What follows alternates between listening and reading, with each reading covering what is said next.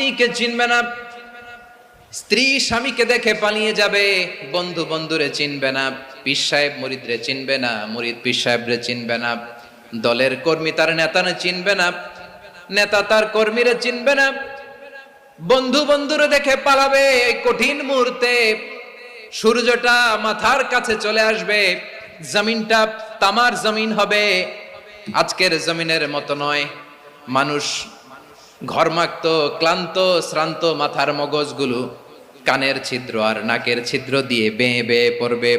বিশ্বনবী ফরমান, ময়দানে 7 শ্রেণীর ব্যক্তিকে রব্বুল আলামিন তার আরশের নিচে ছায়া দিবেন। তার মধ্যে প্রথম শ্রেণীর ব্যক্তি হলো ইমামুন আদিল। ইমামুন আদিল, ন্যায়পরায়ণ শাসক, যে ইনসাফের সাথে বিচার করে, যে জাস্টিস সমাজে সার্ভ করে, যে সুশাসন নিশ্চিত করে।